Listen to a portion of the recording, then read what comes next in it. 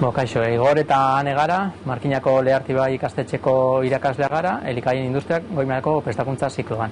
Eta aurkeztuko dizuegun bideo honetan, ikusiko dugu nola detektatu daitezkeen mikroorganismo patogenoak modu azkar batean.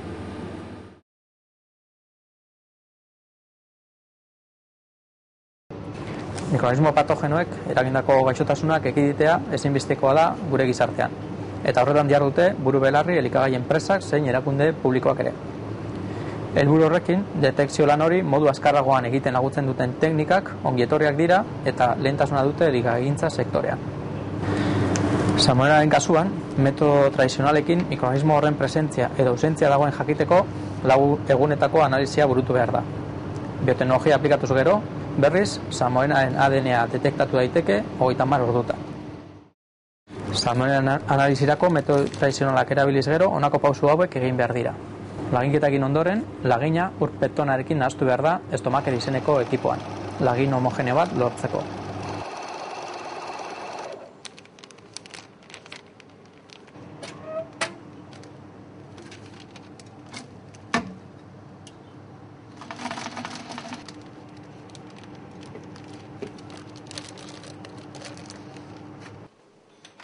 Lagin homogeneoa 37 gradu zentigradoetara 24 orduz inkubatu behar da.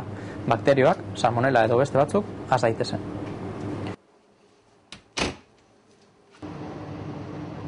Bakterioak hautatzen joateko gure lagina salmonellandako espezifikoak diren 2 saldetan erein eta inkubatzen dira. 37 gradutan 24 orduz.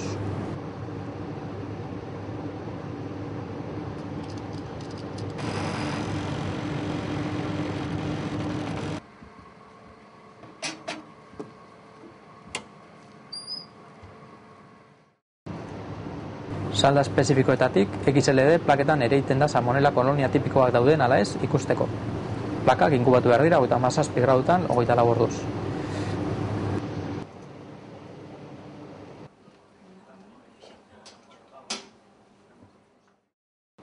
Azkenengo egunean, 4. egunean, plakak begibistaz aztertu behar dira, bakterio konkretuen presentzia baieztatzeko.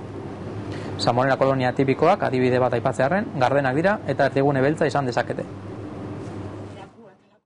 Gaur egun bioteknologia aplikatuan, PCR deituriko teknika da gehien erabiltzen dena. Horrela, analizia burutzen den momentu guztian, ordenagailuan emaitzak ikusi daitezkelako. Analizia hau egiteko, pausoak honako hauek dira. Laginketa eta pre-enriquezimendua. Metodo tradizionalaren berdina da eta 24 ordu beharko genituzke. ADN-aren erausketa. 5 pausuz osatua dago eta 50 minutu inguru behar izaten dira. Lehenengoa, pre-enriquezimendurako mililitro bat hartu eta zentrifugatu beharko genuke.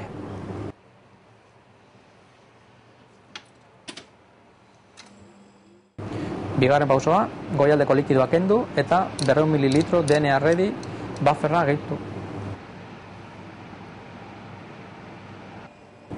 Ondoren, temperatura ezberdinetan inkubazioak egin behar dira.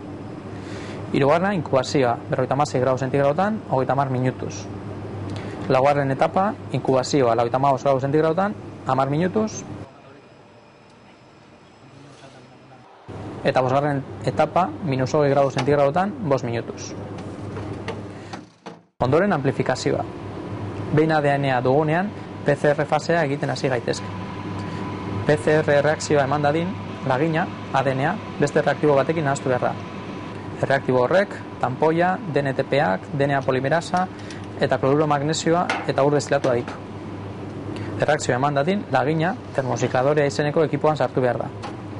Bertan, laginak temperatura eta denbora ziklo ezberdinak jasango ditu, ADN-a desnaturalizatuz, bikateak banatuz, eta salmonellaren ADN zati espezifikoa sortzen joan dadin.